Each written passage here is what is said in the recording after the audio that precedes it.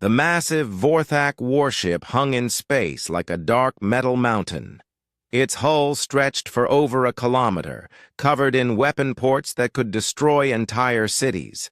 The ship's commander, Thex Maran, stood on the bridge watching through the main screen as another world fell before them. Below, the planet Kalani burned in several places. The orbital defense stations that had protected this world for centuries were now nothing but glowing debris floating in space. It had taken the Vorthak fleet exactly 17 minutes to destroy them all. "Another easy victory," Thex Maran said, to his second-in-command. His voice carried the confidence of someone who had never lost a battle. "Signal the planet. Tell them they have 1 hour to surrender completely, or we will begin bombing their cities." The reply came back in less than 10 minutes. The leaders of Kalani agreed to give up everything. They would join the Vorthak Empire without any more fighting. It was always the same. When people saw what Vorthak weapons could do, they lost all hope of winning. Thex Maran made a note in his report. Kalani was the 17th star system to fall to their forces in the past 10 years. 17 different worlds, 17 different species, all now part of the growing Vorthak Empire. None had lasted more than a few days against their superior technology and overwhelming firepower. Far away in the capital system of the Empire, Emperor Kethovorak read the victory reports with satisfaction. He was a tall being with dark purple skin and 4 arms, each ending in sharp claws.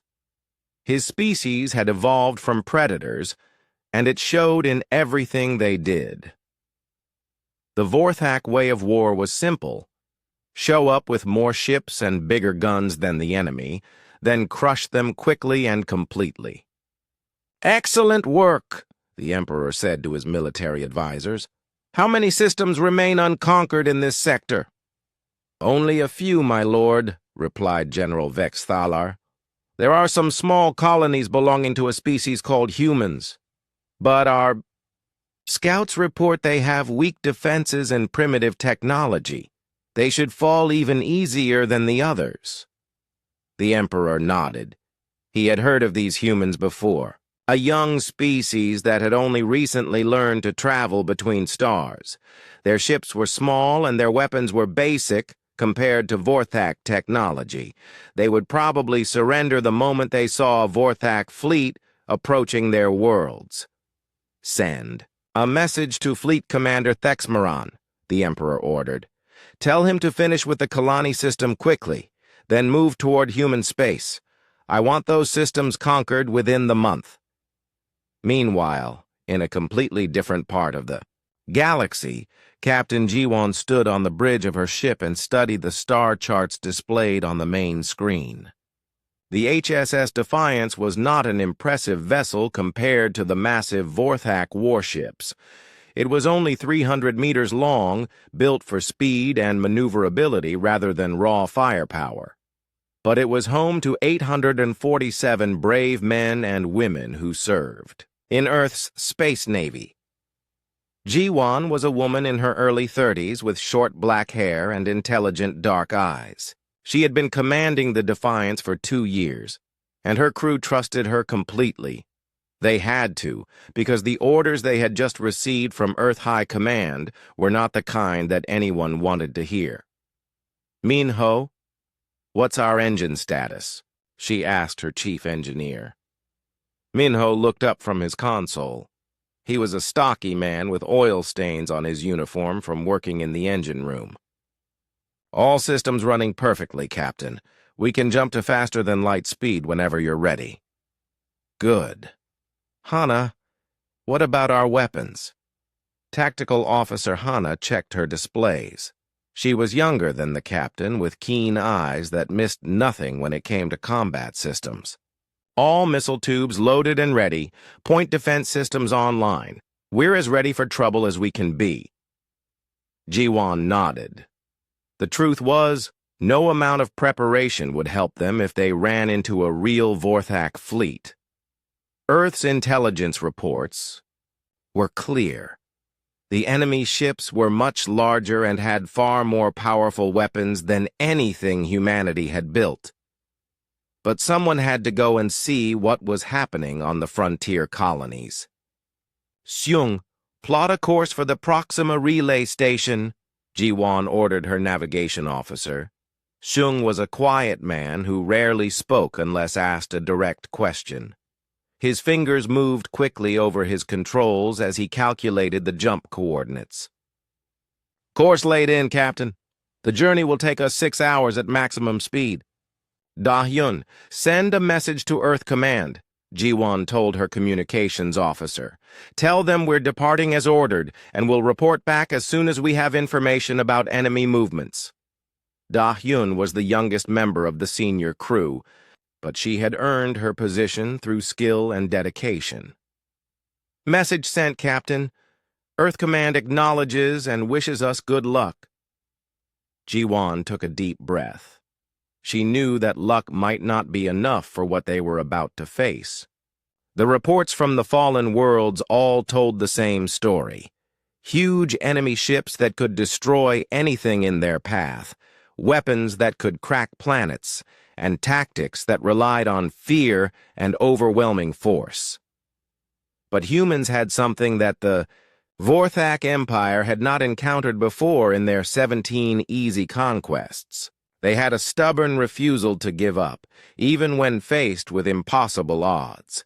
Every person on the Defiance had volunteered for this mission, knowing they might not come back. They were willing to risk everything to protect the human colonies from an enemy that had never known defeat. All stations report ready for jump, Sung announced. Take us out, Ji-won ordered. The Defiance disappeared in a flash of light, jumping to faster-than-light speed toward the frontier. Behind them, Earth grew smaller until it vanished completely. Ahead of them lay the unknown dangers of an enemy that had crushed every opponent they had ever faced. None of them knew that this single ship, with its crew of 847 humans, was about to become the thing that would change the entire course of the war.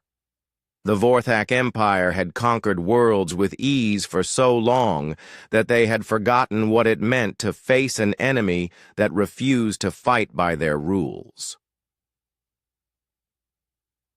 In the cold depths of space, the Defiance raced toward its destiny. Captain Ji-won and her crew were about to discover that sometimes the smallest stone, thrown with enough determination and skill, could bring down even the mightiest giant. The Vorthak Empire was about to learn that humans were unlike any enemy they had ever faced before. The war was about to begin, and nothing would ever be the same again. The Defiance dropped out of faster-than-light speed at the edge of the Proxima system, and immediately Captain Ji-won knew something was terribly wrong. The main screen showed the Proxima Relay Station, a massive structure that served as a communication hub for human colonies in this sector. But instead of the usual peaceful scene of cargo ships and patrol vessels, the station was under attack. 3 alien warships circled the station like hungry predators. Each ship was enormous, easily twice the size of the Defiance, with dark hulls, covered in weapon ports that flashed with deadly energy.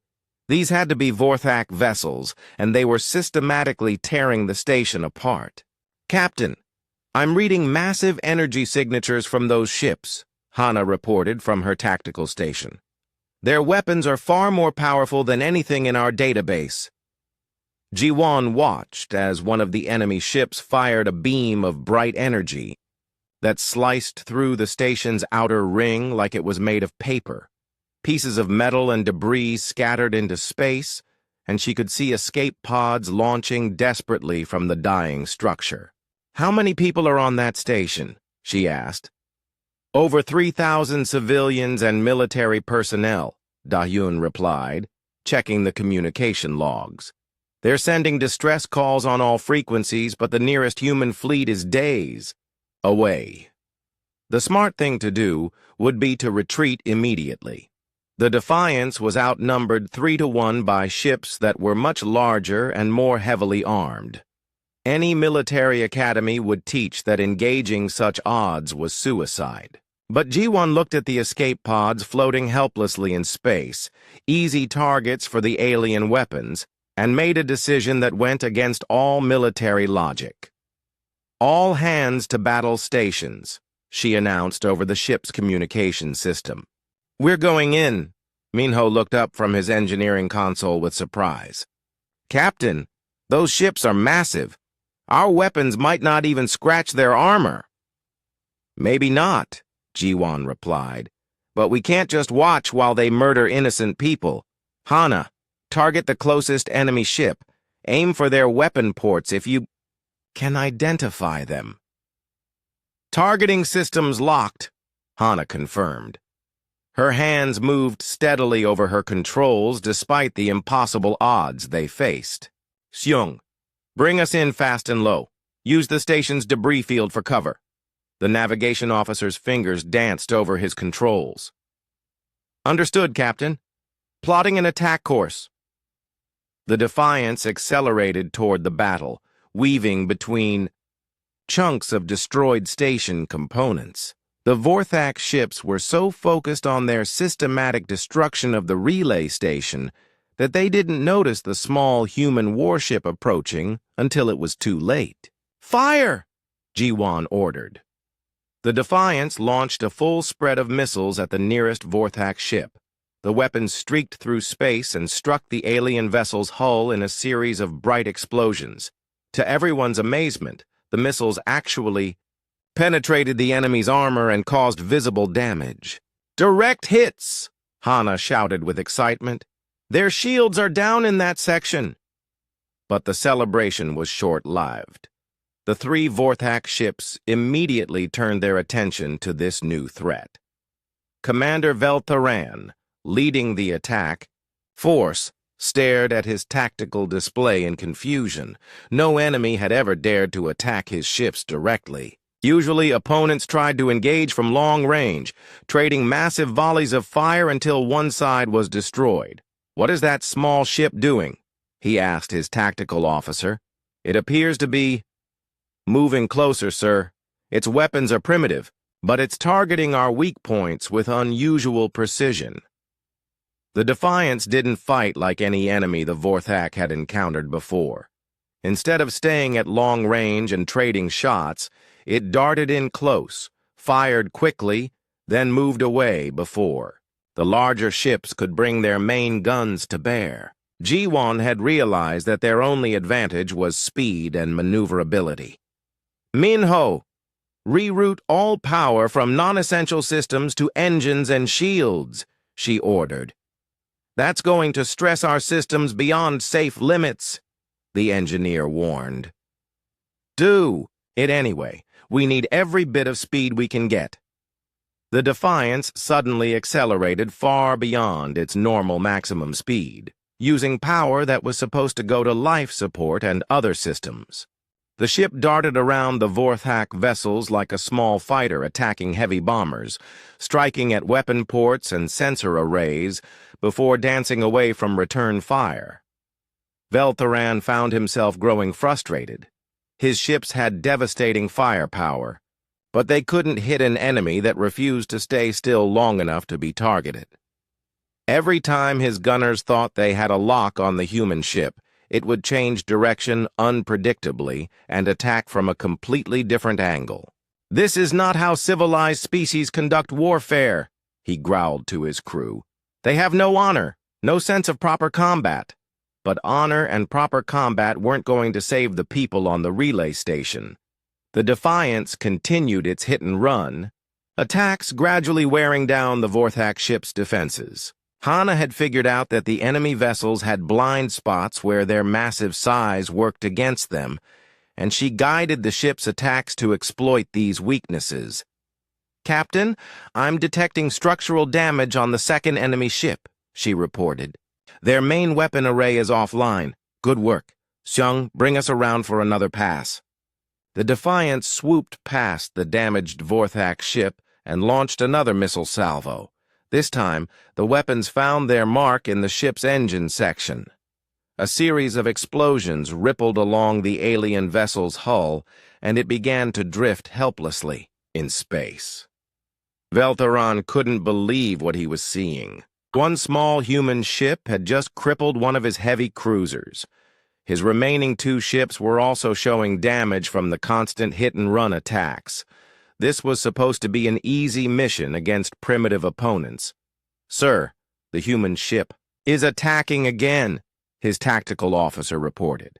"All ships, concentrate fire on that vessel. Destroy it immediately." But concentrating fire was easier said than done. The Defiant seemed to anticipate where the Vorthak ships would shoot, always, managing to be somewhere else when the energy beams arrived. Dahyun had been monitoring enemy communications and was giving Jiwan advance warning of their targeting decisions. "They're trying to box us in," she warned. "All 3 ships are coordinating their fire patterns." "Then we don't give them the chance," Jiwan replied. "Seung, take us directly at the lead ship, maximum speed." The Defiance charged straight at Veltharan's flagship, then dove under its hull at the last second. The sudden maneuver confused the Vorthak targeting systems, and their coordinated attack ended up hitting empty space instead of the human ship. As the Defiance passed under the flagship, Hana launched every missile they had left directly into the ship's belly. The explosions tore through the alien vessel's less armored underside, causing critical damage to its main reactor. "All ships withdraw," Veltharan ordered, finally admitting defeat. "This engagement is over." The 3 Vorthak ships, 2 of them severely damaged, began to retreat from the battle. Jiwan watched them go with a mixture of relief and amazement. They had actually done it. One small human ship had driven off 3 larger enemy vessels. "Captain, we're receiving a transmission from the relay station," Dahyun announced. "They're thanking us for saving their lives." Jiwan smiled, but her expression quickly turned serious. They had won this battle, but word of it would surely reach the main Vorthak fleet. The enemy would not make the mistake of underestimating humans again. "Send a message to Earth Command," she ordered. "Tell them we've made contact with the enemy and they fight differently than we expected. Also tell them we're going to need reinforcements, and we're going to need them soon." The Defiance had just fired the first shots in a war that would change everything. Emperor Kethvorak stood in his throne room, all 4 of his arms crossed in anger as he read the battle report from Commander Veltharan. The report was unlike anything he had ever seen in his long military career. 3 Vorthak heavy cruisers had been defeated by a single small human ship, and 2 of his vessels were so badly damaged they would need months of repairs. "This is impossible," the Emperor growled, his sharp claws clicking against his throne. "How can one primitive ship defeat 3 of our finest warships?" According to Veltharan's report, the humans fight in a completely different way than any species we have encountered, General Vexthaler explained nervously. "They do not engage in proper long-range combat. Instead, they use hit-and-run tactics, striking quickly and then retreating before our ships can respond effectively." The Emperor's eyes blazed with fury. In 10 years of conquest, no enemy had ever inflicted such a humiliating defeat on his forces. The Vorthak way of war was simple and had always worked. Overwhelm the enemy with superior firepower and technology. But these humans seem to have found a way around that advantage. "I want Fleet Commander Thexamaran to deal with this personally," the Emperor declared. "Give him 12 ships, our finest crews, and orders to hunt down this human vessel. I will not allow one small ship to make our entire empire look weak." Meanwhile, aboard the Defiance, Captain Jiwan was studying star charts with her senior officers. They all knew that their victory at Proxima had bought them some time, but it had also painted a huge target on their ship. The Vorthak would not ignore such a defeat. "Where do we go now, Captain?" Shung asked, his hands hovering over the navigation controls. "Earth Command has ordered us to continue gathering intelligence, but the entire sector is probably crawling with enemy ships looking for us." Jiwan pointed to a region of space marked with yellow warning symbols. "Here, the Kepler 442 asteroid belt. It's a mining region with hundreds of operations and thousands of asteroids. If we're going to be hunted, we might as well choose the battlefield." Minho looked concerned.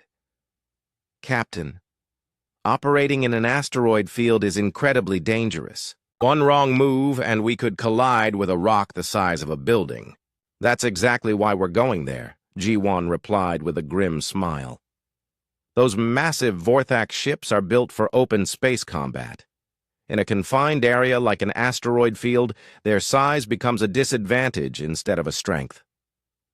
Hana was already running tactical simulations on her computer. The asteroids could provide cover from their long-range weapons, and some of the larger ones have mining stations with industrial equipment we might be able to use. "Da-Yun, send a message to all mining operations in the Kepler 442 system," Jiwan ordered. "Tell them to evacuate immediately. This area is about to become a combat zone." The Defiance jumped to faster-than-light speed, racing toward the asteroid belt. Behind them, Fleet Commander Thex Moran was already gathering his ships for the hunt. He had been given the best vessels in the Vorthak Navy, including his flagship, a massive dreadnought called the Iron Fist that was over 1.5 kilometers long. "This human ship will not escape us," Thex Moran told his assembled captains, via communication link. "We will use our superior numbers and firepower to corner it, then destroy it completely. The Empire's honor must be restored." 3 days later, the Vorthak fleet arrived at the edge of the Kepler 442 system. Thex Marin stared at the tactical display showing thousands of asteroids floating in a complex pattern around the system's star. Somewhere in that maze of rock and metal was the human ship that had humiliated his forces. "Sir, we're detecting the human vessel," his tactical officer reported. "It's approximately 50 kilometers inside the asteroid field, moving slowly between the larger rocks. All ships, advance and destroy the enemy," Thex Marin ordered confidently. "They have nowhere to run now." But as the 12 Vorthak ships entered the asteroid field, they immediately discovered that their advantages meant nothing in this environment. The massive vessels could barely maneuver between the larger asteroids, and their powerful weapons were useless if they couldn't get a clear shot at their target. The Defiance, meanwhile, moved through the asteroid field like it was born there. Sung had spent hours studying the movement patterns of the rocks, and he piloted the ship through gaps that seemed impossibly narrow. The human vessel would appear from behind one asteroid, fire a quick volley of missiles, then disappear behind another rock before the Vorthak ships could respond. "This is madness," muttered Captain Zor Vesh, commander of one of the Vorthak cruisers. "How can they navigate through this maze so easily?" His question was answered when his ship tried to pursue the Defiance around a large asteroid and found itself on a collision course with a massive mining platform. The cruiser barely managed to stop in time, its hull scraping against the industrial structure with a screech of tortured metal. Jiwan watched from the Defiance's bridge as the Vorthak ships struggled to adapt to the asteroid field environment. "Minho, are the mining charges ready?" "All set, Captain," the engineer replied. "I've rigged explosive charges from the abandoned mining stations. We can trigger them remotely." "Perfect. Hana, Wait until that big ship gets close to asteroid 77 Alpha, then detonate the charges. One of the Vorthak heavy cruisers was slowly working its way through the asteroid field, trying to get close enough to the Defiance for a clear shot. The ship's captain was concentrating so hard on avoiding collisions that he didn't notice the mining equipment attached to a nearby asteroid. "Now!" Jiwan ordered. The mining charges exploded with tremendous force, not just damaging the Vorthak ship, but also cracking the asteroid itself. Huge chunks of rock broke away and slammed into the cruiser's hull, causing massive damage. The ship's armor, designed to withstand energy weapons, was no match for millions of tons of solid rock moving at high speed. "Impossible!" Thexmaran roared as he watched one of his finest ships get battered by flying asteroids. "They're using the environment itself as a weapon!" The Defiance struck again and again, each attack more creative than the last. Da-Yun had, figured out how to hack into the automated mining systems, turning industrial mining lasers into weapons that could cut through Vorthak armor. Seung used his knowledge of orbital mechanics to predict when asteroids would naturally collide, then maneuvered enemy ships into the path of the debris. After 6 hours of fighting, Thexmaran had lost 3 ships, and several others were badly damaged. His fleet, designed to dominate open space battles, was being systematically destroyed by an enemy that refused to fight by conventional rules. "Sir, perhaps we should withdraw and reconsider our approach," suggested his second-in-command. Thexmaran's pride wouldn't let him admit defeat. "No. We will destroy that ship even if we have to tear apart every asteroid in this system." But the human ship seemed to anticipate his every move. Every trap he set was avoided. Every ambush was turned against his own forces. The Defiance fought, like no enemy he had ever faced, using cunning and creativity instead of raw firepower. As another of his ships fell victim to a cleverly placed explosive trap, Thexmaran finally realized the truth. The humans weren't just lucky or skilled. They represented a completely different philosophy of warfare, one that his rigid military doctrine had no answer for. For the first time in his career, Fleet Commander Thexmaran began to understand what it felt like to be afraid. The Defiance had become more than just an enemy ship. It had become a symbol of everything the Vorthak Empire didn't understand about war. And it was winning. The chase continued for weeks across multiple star systems, and with each encounter, the crew of the Defiance learned something new about fighting an enemy that was supposed to be unbeatable. Captain Jiwan had stopped thinking of their mission as reconnaissance. They were now writing the book on how humans could fight back against the Vorthak Empire. "Captain, we're approaching the Centauri system," Seong reported from his navigation station. "The binary star configuration should give us some interesting tactical options." Jiwan studied the display showing the 2 stars orbiting each other in a complex dance of gravity and radiation. "What do you have in mind?" "The radiation from both stars creates interference patterns that could mask our heat signature," Seung explained.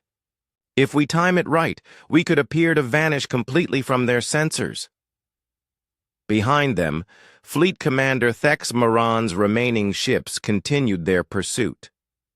The Vorthak commander had become obsessed with destroying the human vessel that had cost him so many ships and so much pride. His crew could see the change in him. Where once he had been confident and commanding, now he was tense and unpredictable.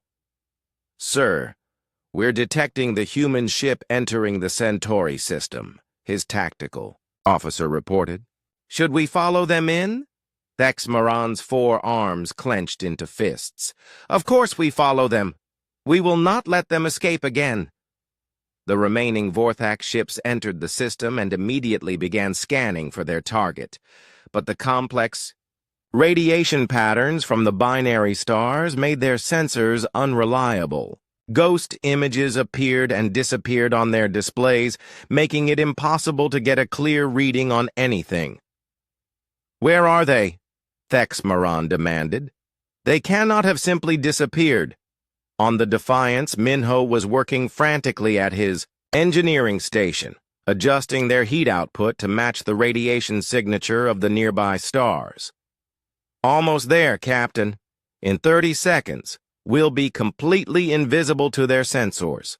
"Excellent work," Jiwan replied. "Dahyun, prepare to transmit on all frequencies." "Ready, Captain. What message should I send?"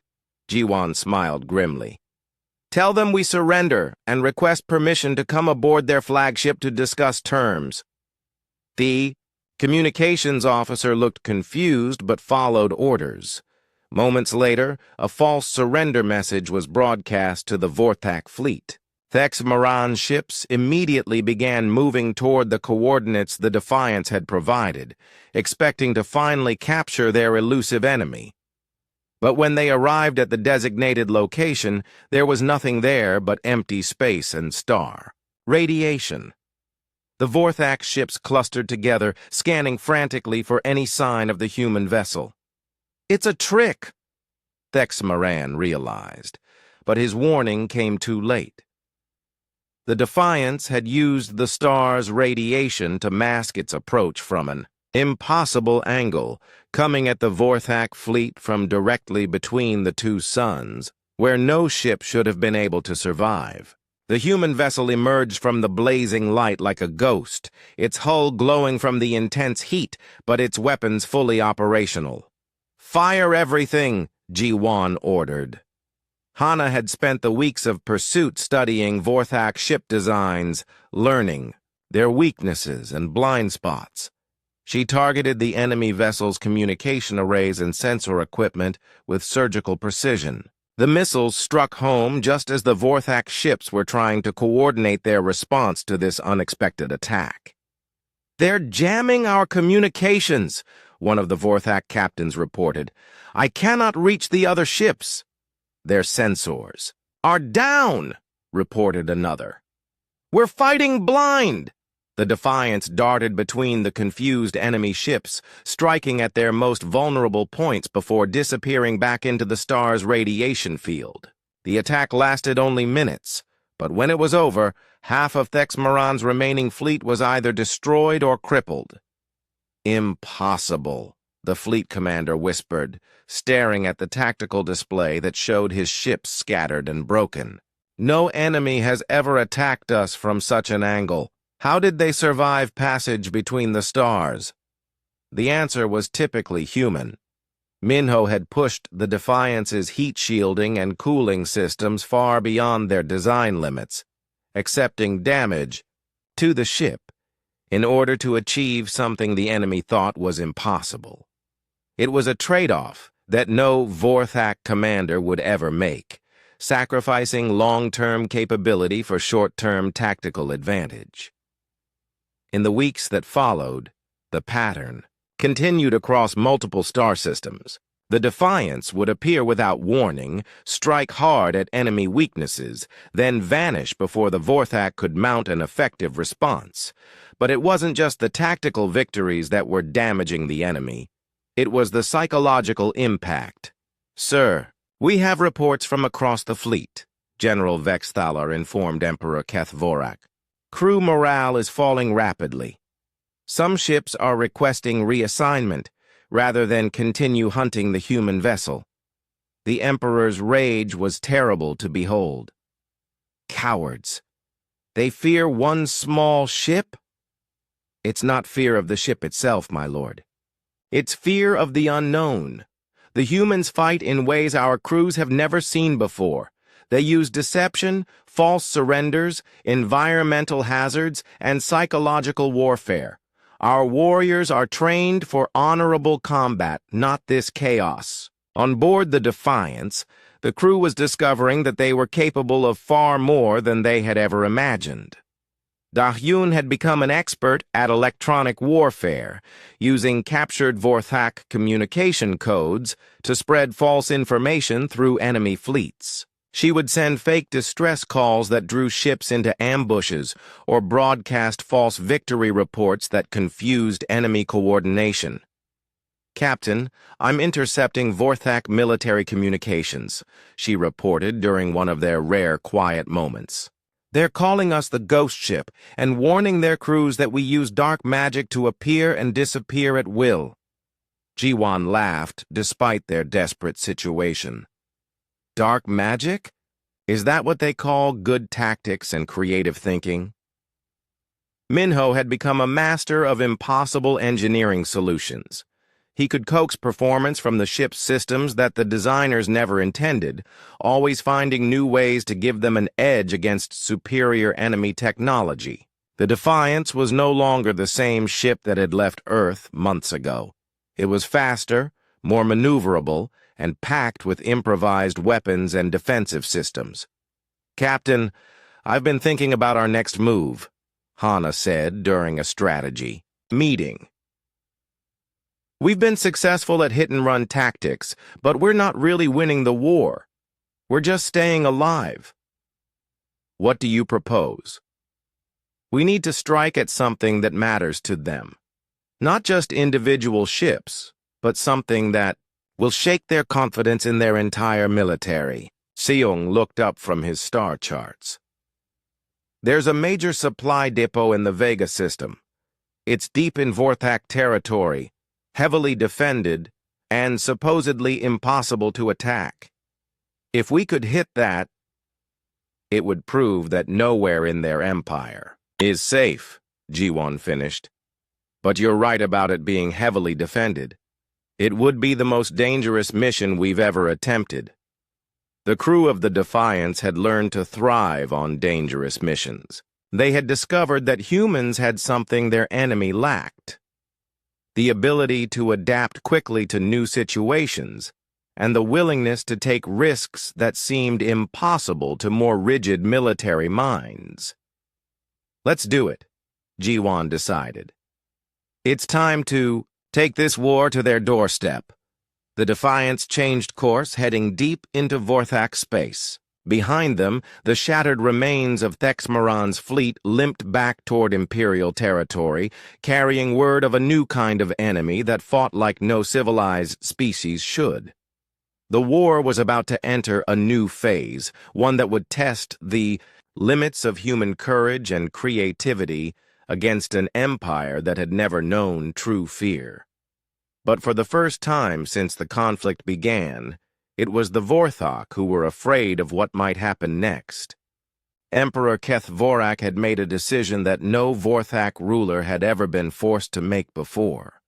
Instead of sending more ships to hunt the human vessel, he called upon his greatest military mind, war thinker Zefkalar.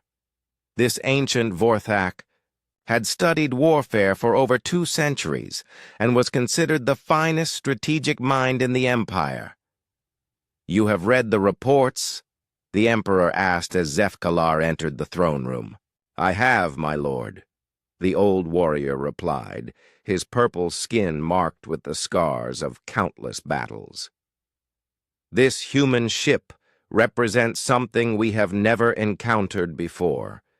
They do not fight to destroy us in honorable combat. They fight to break our will to continue fighting. Explain." Zefkalar activated a holographic display showing the pattern of attacks the Defiance had made over the past months. "Look at their targets, my lord. They do not seek to cause maximum damage to our ships. Instead, they target our communications, our sensors, our ability to coordinate. They want us to feel isolated and confused." The emperor studied the display with growing unease. "You believe they are winning? They are not winning battles in the traditional sense, but they are winning something far more dangerous. They are winning the war for our crew's minds. Fear is spreading through our fleets faster than any weapon could. Meanwhile, The Defiance was approaching the most heavily defended target they had ever attempted. The Vega Nebula Supply Depot was a massive station that provided fuel, ammunition, and replacement parts for dozens of Vorthak fleets. It was protected by a ring of automated defense platforms and patrolled by elite guard ships. "This is insane," Minho muttered as he studied the tactical display. "There are over 50 weapons platforms around that station, each one powerful enough to destroy us with a single shot." "Then we don't give them a single shot," Jiwon replied calmly. "Seung, what's the status of the nebula?" "Dense gas and dust clouds throughout the region," the navigator reported. "Sensor effectiveness will be reduced for both us and the enemy. The nebula also contains high levels of electromagnetic interference." "Perfect. Dayun, can you use that interference to mask our approach?" The communications officer had become an expert at electronic warfare over their months of fighting. "I can create false sensor readings that will make it look like we're approaching from multiple directions at once. The interference will help sell the deception." Hana was running attack simulations on her tactical computer. "Captain, I've identified the depot's weak points. If we can disable their main power generator, the entire defensive grid will go offline for at least 30 minutes. 30 minutes should be enough," Jiwon decided. "All right, people. We're going to hit the most secure facility in Vorthak, space. Broadcast our attack across the entire empire and escape before they know what happened." The Defiance entered the Vega Nebula using a route that should have been impossible to navigate. Seung had spent hours studying the gas currents and electromagnetic patterns, finding a path through the dense clouds that no Vorthak computer would have considered safe. The human crew's willingness to accept calculated risks was something their enemy still couldn't understand.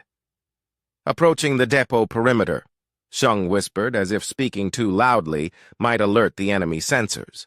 "Dayun, begin the deception pattern," Jiwon ordered.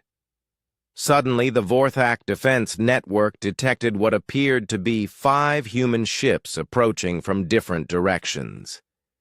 The automated systems began targeting the multiple contacts, trying to coordinate a response to this impossible attack.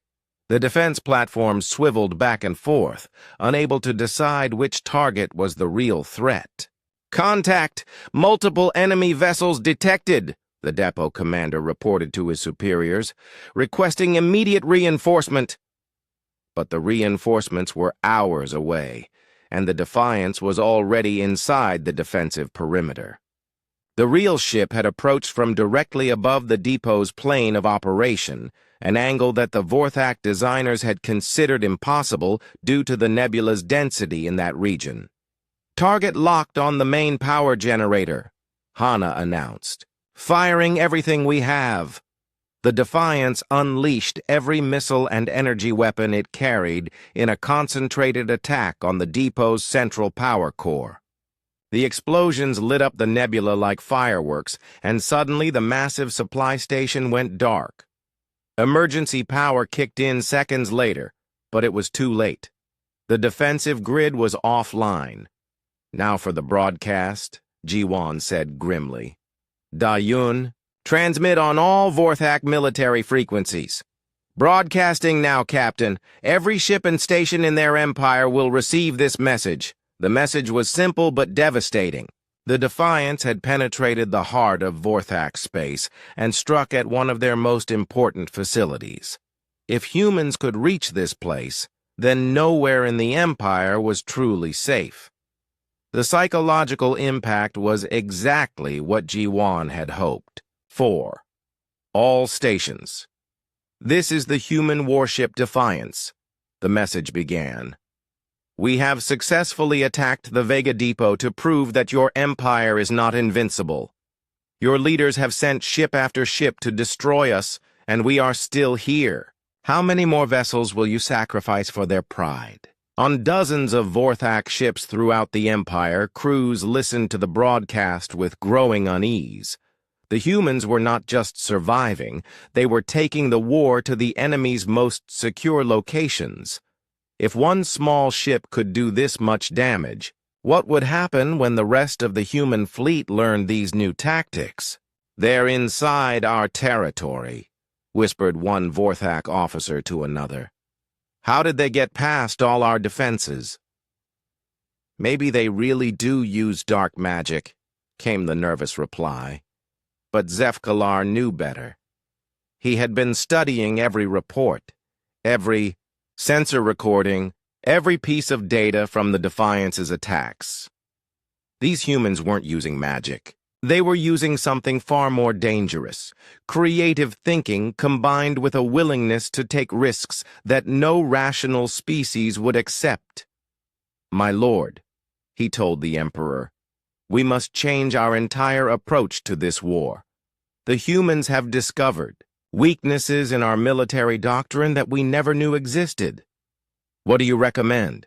"We must learn to fight like they do. Small ships, unpredictable tactics, willingness to sacrifice short-term advantages for long-term victory. We must become more like them if we are to defeat them." The Emperor was horrified by this suggestion. "You want us to abandon our honor? To fight without dignity like these chaos bringers? I want us to win, my lord, and that may require becoming something we have never been before." While the Vorthak leadership debated how to respond to this new threat, the Defiance was already escaping from the Vega system. But their escape was closer than any of them realized. War thinker Zefkalar had predicted their most likely escape routes and positioned fast ships along those paths. "Captain, I'm detecting 3 Vorthak cruisers moving to intercept us," Shung reported urgently. "They're using the same tactics we've been using against them." For the first time since the war began, Ji-Won felt a chill of real fear. The enemy was learning. The advantages that had kept the Defiance alive were being turned against them. "Hana!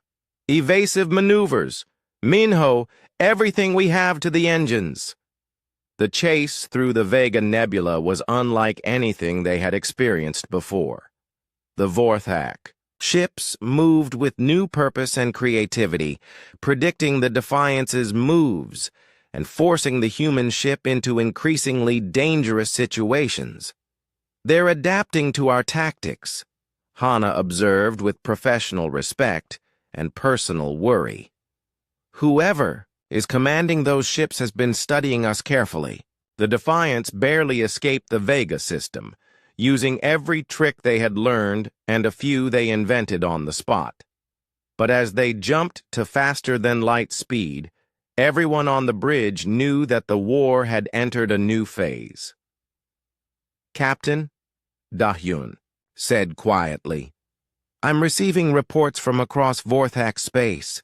They're restructuring their fleets, building smaller ships, training their crews in irregular warfare. They're learning from us." Ji-Won nodded grimly. They had succeeded in shaking the Empire's confidence, but they had also forced their enemy to evolve. The next phase of the war would be fought between opponents who both understood the new rules of combat. The question was, who would master those rules first? The Defiance had been running and fighting for months, and the strain was beginning to show on both the ship and its crew. Captain Ji-Won stood in her quarters, staring at a star chart that showed their position deep inside Vorthak territory. They were further from home than any human ship had ever traveled, surrounded by an enemy that was learning to fight like them. "Captain," Da-Hyun's voice came over the communication system, "you need to see this. I'm intercepting Vorthak intelligence reports, and they're talking about us." Ji-Won hurried to the bridge where her communications officer had decoded several enemy transmissions. The reports painted a disturbing picture. The Defiance had become more than just an enemy ship to the Vorthak Empire. They were now a symbol, and symbols could be far more dangerous than weapons. "Read me the highlights," Jiwon ordered. "Report from Admiral Thexkalar to High Command," Da-Hyun began. "The human vessel continues to evade all attempts at capture or destruction. More concerning is the effect their actions are having on our civilian populations. Citizens in 17 systems have demanded additional military protection, claiming they no longer feel safe despite our overwhelming technological superiority." Minho looked up from his engineering station. "Captain, are they saying that one ship has made an entire empire afraid?" "That's exactly what they're saying," Jiwon replied. "And that's both good and bad news for us. Good because fear is a weapon we can use. Bad because scared enemies sometimes do desperate things." Hana was studying tactical reports on her display. "Captain, there's something else. The Vorthak are completely restructuring their military. They're building smaller, faster ships and training their crews in what they call chaos warfare tactics. They're learning from everything we've done." The truth was becoming clear to everyone on the bridge. Their success had forced the Vorthak Empire to evolve, making them more dangerous to all future human forces. The lessons the Defiance had taught, through months of combat, were now being turned against humanity itself. "Seung, plot a course for the Inner Colonies region," Jiwon decided. "If we're going to continue this fight, we need to strike at something that really matters to them." "Captain, that's the most heavily defended region of their empire," Seung warned. "Their homeworld is in that sector." "I know, but we've proven that nowhere is truly safe if you're willing to take enough risks. The question is, are we willing to take the biggest risk of all?" The decision to penetrate the heart of the Vorthak Empire was not made lightly. Everyone on the Defiance knew it was probably a suicide mission, but they also knew that their war had become about more than just survival. They were fighting for the future of human space, and that future depended on proving that even the mightiest empire could be vulnerable. For 2 weeks, the Defiance made its way through the most dangerous region of space in the galaxy. Vorthak patrol fleets were everywhere, their ships now organized in small, fast groups that used the same hit-and-run tactics the humans had pioneered. It was like fighting a mirror image of themselves. "The irony is almost funny," Hana observed, during one close call with an enemy patrol. "We taught them how to fight like us, and now they're using our own tactics against us." "It's not funny at all," Jiwon replied grimly. "We've created a monster." They were approaching the Vorthak homeworld when Da-Hyun made a discovery that changed everything. While monitoring enemy communications, she had tapped into the Empire's primary intelligence network and discovered something that made her blood run cold. "Captain, you need to hear this," she said urgently. "The Vorthak know about Earth. They have the exact location of our homeworld, and they're planning to attack it with a massive fleet." The bridge fell silent. Everyone knew what this meant. While the Defiance had been playing cat and mouse with Vorthak forces, the Empire had been preparing to strike at the heart of human civilization. "How long do we have?" Jiwon asked. "According to their timetables, the attack fleet will reach Earth in 6 weeks, Da-Hyun replied. "It's the largest military force they've ever assembled. Over 300 ships, including their newest vessels built with the tactics we taught them." Minho slammed his fist on his console. "We led them straight to our own people. Everything we've done has just made them more dangerous." "No," Jiwon said firmly. "Everything we've done has proven that they can be beaten. The question now is whether we can get word back to Earth in time to help prepare a defense. but sending a message to Earth would require breaking their communication silence, and that would immediately reveal their location to every Vorthak ship in the sector. They would be destroyed within hours of transmitting. "There might be another way," Xiong said quietly. "We're only 2 days' travel from their home world. If we could broadcast a warning from there, it would reach Earth faster than any ship could. Travel.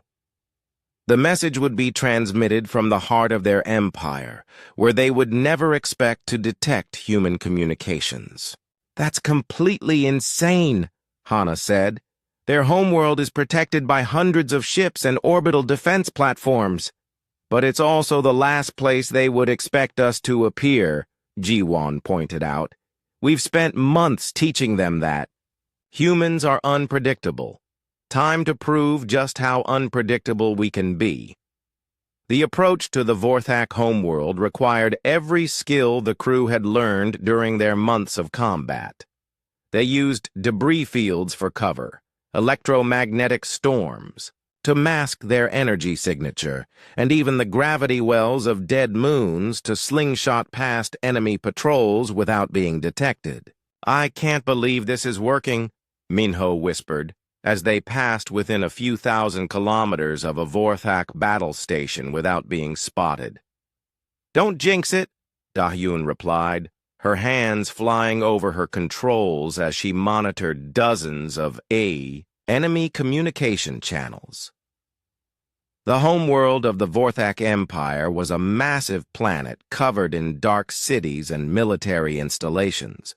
Orbital platforms surrounded it like a metal shell, bristling with weapons that could destroy entire fleets. No enemy had ever come this close to the seat of Vorthak power. "There," Xiong pointed to a gap between 2 orbital platforms. "If we approach from that angle, we'll have a clear transmission path to Earth for exactly 47 seconds before the planet's rotation blocks our signal." 47 seconds to warn Earth about the largest invasion force in galactic history, Jiwon mused. No pressure. The Defiant slipped through the gap like a ghost, its systems running at minimum power to avoid detection. For a few precious moments, they had a clear line of communication to human space. "Transmitting now," Dahyun announced. "Emergency priority message to Earth Command. Massive Vorthak invasion fleet approaching. Estimate 300 ships using human-derived tactics. Recommend immediate defensive preparations. The Defiance remains operational and will attempt to disrupt enemy operations. End transmission." The message raced across space at faster-than-light speed, carrying a warning that would save countless human lives. But sending it had revealed the Defiance's location to every sensor in the system. "All orbital platforms are targeting us," Hana reported calmly. "Estimate 30 seconds until they open fire." "Then we better be gone in 29 seconds, Jiwon replied. "Xiong, get us out of here. Minho, everything to the engines." The Defiance accelerated away from the home world as energy beams began lacing the space where they had been moments before. Behind them, alarms wailed across the Vorthak capital as the impossible became reality. Humans had penetrated to the very heart of their empire. "Message confirmed delivered to Earth," Dahyun reported as they escaped to safe distance. "Our people will be ready." But as they jumped to faster-than-light speed, fleeing the most dangerous place in the galaxy, everyone on the bridge knew that their war was entering its final phase. The Empire would come for Earth with everything they had, and humanity would either stand or fall based on the lessons the Defiance had learned in their long fight among the stars. The question now was whether one ship's desperate struggle would be enough to save an entire civilization. The message from the Defiance reached Earth just as humanity was preparing for what they thought would be a routine defense against superior enemy technology. Instead, Earth Command found themselves facing the largest invasion force in galactic history, led by an enemy that had learned to fight like humans. Admiral Chen stood in the command center, studying the intelligence reports that had arrived with Captain Jiwan's warning. 300 ships, he said grimly to his staff, and according to this data, they're using our own tactics against us. Sir, what are your orders? Asked his tactical officer. Get me every ship commander in the fleet. If we're going to survive this, we need to learn everything the Defiance discovered about fighting the Vorthak, and we need to learn it fast. Meanwhile, at the edge of human space, the Defiance was conducting its own desperate mission. Captain Jiwan had realized that warning Earth was only the first step. If humanity was going to have any chance against such a massive invasion force, they needed to disrupt the enemy's coordination and supply lines. Captain, I'm detecting the main Vorthak fleet, Seung reported from his navigation station. They're assembled at the staging point, exactly where the intelligence reports said they would be. Jiwan studied the tactical display showing hundreds of enemy ships arranged in perfect formation. Each vessel was larger and more powerful than the Defiance, and many of them were built using the new designs that incorporated lessons learned from months of chasing her ship. We can't fight them directly, she said, but we don't have to. Da-Yun, can you access their fleet communication network? I've been working on it for days, the communications officer replied. Their security is much better than it used to be, but I think I can get in for a few minutes before they detect the intrusion. That's all we need. Hana, prepare a full missile spread, but don't target their ships. Target their communication relays and command ships. The plan was risky even by Defiance standards. They would attack the communication network that held the massive fleet together, then disappear before the enemy could respond. Without proper coordination, even the largest fleet could become a confused mob of individual ships. Approaching the fleet perimeter, Seung whispered. So far, so good. The Defiance slipped between the outer ships of the Vorthak formation, using the same stealth techniques they had perfected over months of combat. The enemy had learned to fight like humans, but they still thought like Vorthak when it came to fleet security. They never imagined that an enemy would penetrate to the center of their formation. I'm in their network, Da-Yun announced quietly. Uploading the virus now. The computer virus she had created was a masterpiece of electronic warfare. It would spread through the Vorthak communication system, creating false orders, jamming important frequencies, and generally turning their own network against them. Upload complete, she reported. The virus is spreading through their entire fleet. Now for the physical damage, Jiwan said. Hana, fire. The Defiance unleashed every weapon it had at the communication nodes and command ships scattered throughout the enemy formation. The missiles struck home with devastating effect, destroying the hardware that the virus was already corrupting. Chaos erupted throughout the Vorthak fleet as ships began receiving contradictory orders, losing contact with their commanders, and finding their own systems turning against them. Some vessels were told to retreat immediately, others received orders to attack their own allies, and still others lost all communication entirely. Impossible! Admiral Vexathala roared from his flagship as he watched his perfect formation dissolve into confusion. How did they penetrate our security? But there was no time to figure out how the humans had done it. The virus was spreading faster than his technical crews could contain it, and the physical damage to his communication network was even worse. His 300-ship fleet was rapidly becoming 300 individual ships with no way to coordinate their actions. All ships, fall back to defensive formation, he ordered. but only half his fleet received the message. The other half continued following their previous orders, which were now completely wrong for the situation. The Defiance escaped from the chaos it had created, but the damage was done. The invasion fleet that was supposed to crush Earth was now a disorganized mass of ships that couldn't even talk to each other properly. "That should buy Earth some time," Ji-Wan said with satisfaction. "But it won't stop them permanently. They'll eventually get their communications working again." "How long do you think we have?" Minho asked. "Maybe a week before they can reorganize," Da-Yun estimated.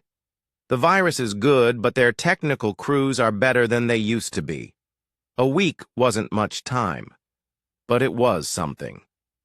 As the Defiance raced toward Earth, Captain Ji-Wan began broadcasting everything they had learned about fighting the Vorthak to every human ship in range.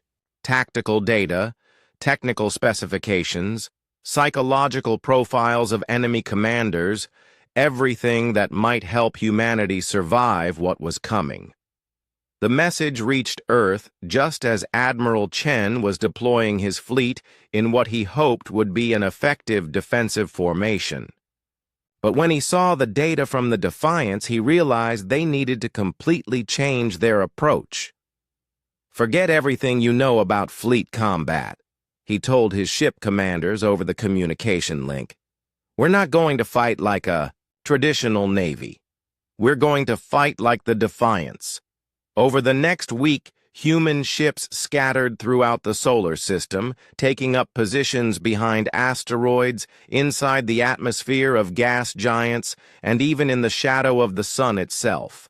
They would not meet the enemy in open combat. Instead, they would use every trick the Defiance had learned about asymmetric warfare. When the Vorthak invasion fleet finally arrived at Earth, they found something they had never encountered before. An entire civilization that had learned to fight like humans. The enemy ships came expecting to face a traditional fleet defense, but instead they found themselves under attack from every direction by ships that appeared and disappeared like ghosts. "This is impossible," Admiral Vexthaler muttered as his reorganized fleet came under assault from dozens of small human ships. "They're all fighting like that cursed vessel we've been chasing." The Battle of Earth lasted for 18 hours, and it was unlike any space combat in galactic history.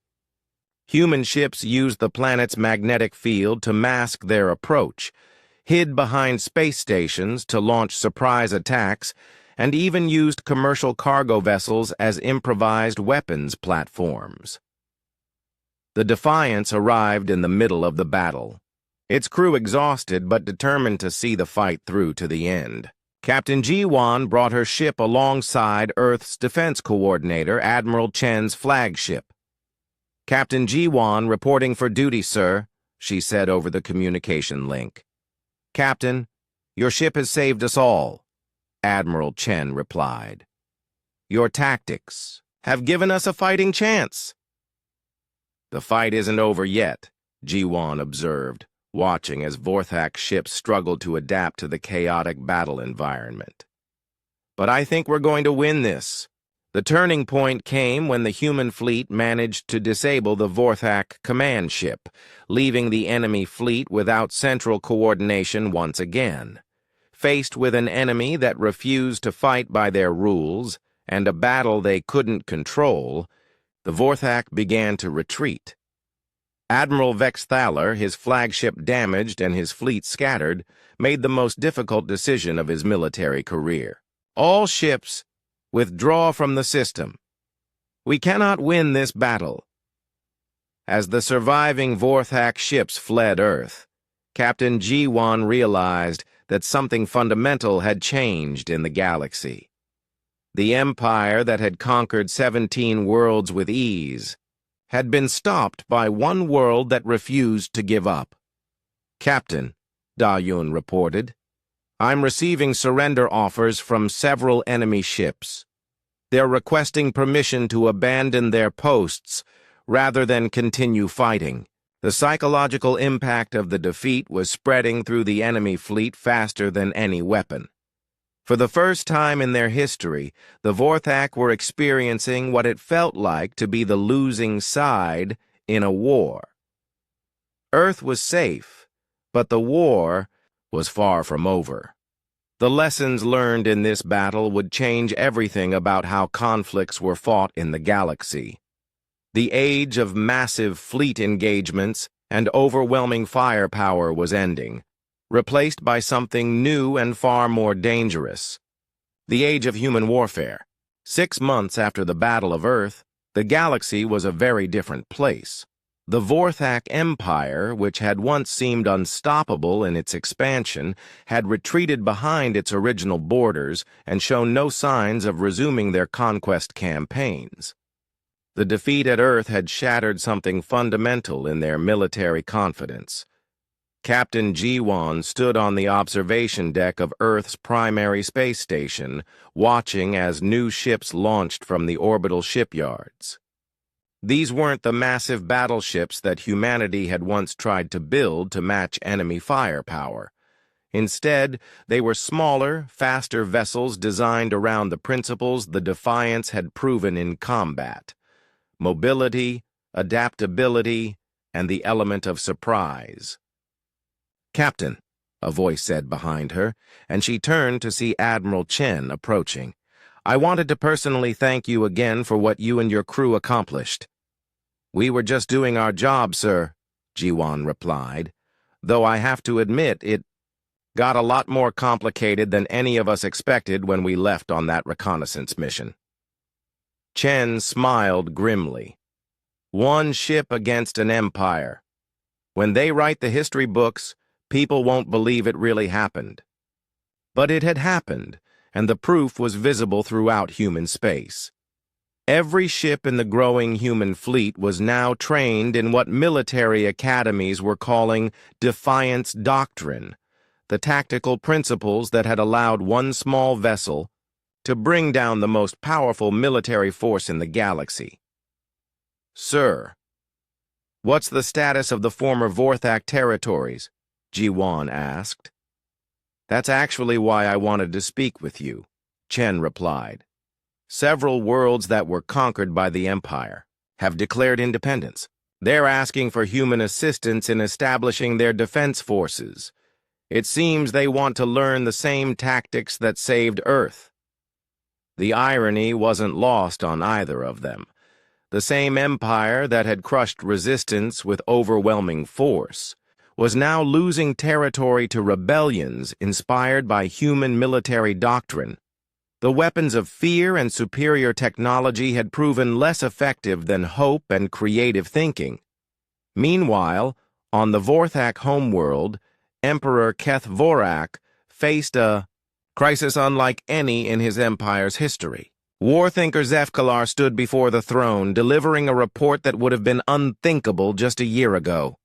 "My lord, we have lost effective control of 12 star systems," the old strategist reported. "The local populations have driven out our garrison forces using modified versions of human tactics. Our traditional military responses have proven ineffective." "How is this possible?" the Emperor demanded. "We have superior technology, larger ships, more powerful weapons." "Because, my lord, we have learned that superiority in traditional warfare means nothing when your enemy refuses to fight traditionally. The humans have shown the entire galaxy that there is another way to conduct warfare, and that way does not favor large empires with rigid military doctrines." Zefkalar activated a holographic display showing the current state of the galaxy. Where once there had been a steadily expanding Vorthak empire, now there were dozens of independent worlds, many of them actively resisting imperial control using human-inspired tactics. The humans have done something far more dangerous than defeating our fleets, he continued. They have defeated our way of thinking about war itself. Every species in the galaxy now knows that size and technology are not enough to guarantee victory. On Earth, Captain Ji-won was meeting with her old crew to discuss their new assignment. The Defiance had been repaired and upgraded, but more importantly, its crew had been tasked with something that would have seemed impossible a year ago, training the next generation of human officers in the tactics they had pioneered. "It feels strange," Minho said as they sat in the briefing room that had been specially prepared for their use. "A year ago, we were running for our lives. Now we're teaching other people how to do what we did." "The principles are the same," Hana observed, studying the curriculum they had developed.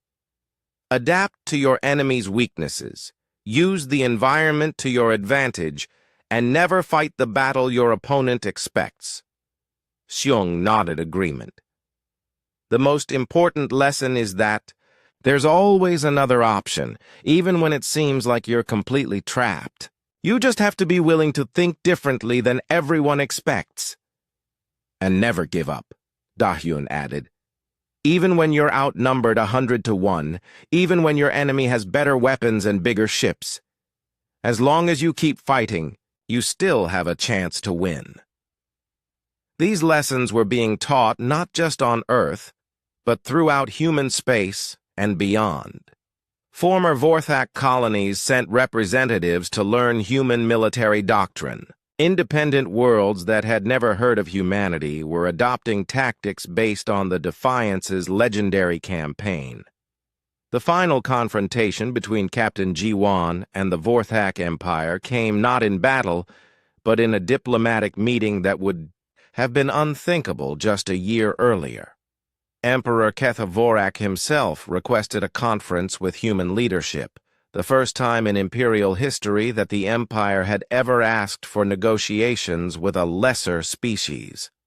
"Captain Ji-won," the Emperor said as she stood before his throne via holographic communication, "your ship has accomplished something that no military force in galactic history has ever done. You have defeated an empire not through conquest, but by proving that our way of thinking about warfare was flawed." "Your Imperial Majesty," Ji-won replied formally, "the Defiance never set out to defeat your empire. We were simply trying to survive and protect our people. And in doing so, you have changed the fundamental nature of how wars are fought," Zefkalar interjected. "Every conflict in the galaxy will now be influenced by the principles your ship demonstrated."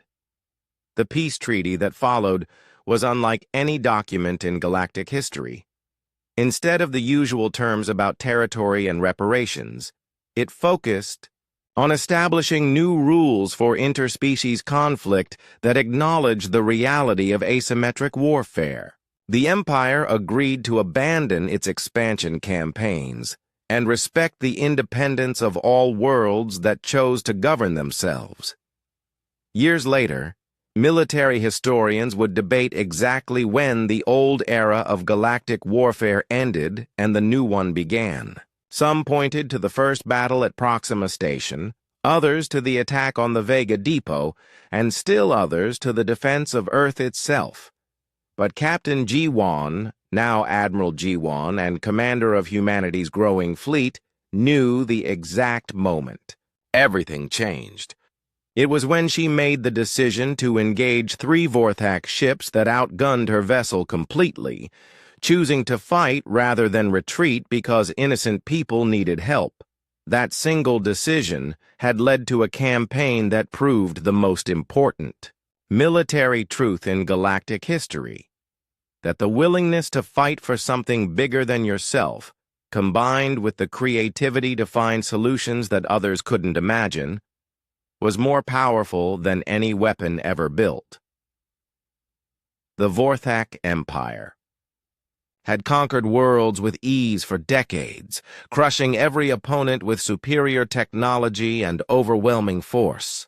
But they had never faced an enemy like humanity before, a species that refused to accept defeat even when defeat seemed certain, and that had the imagination to turn their greatest weaknesses into their greatest strengths.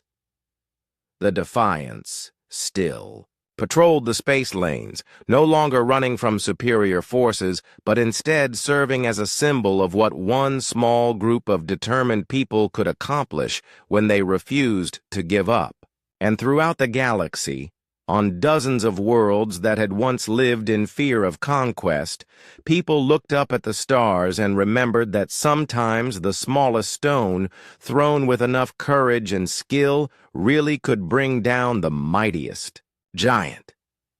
The age of easy conquest was over. The age of human warfare had begun, and the galaxy would never be the same.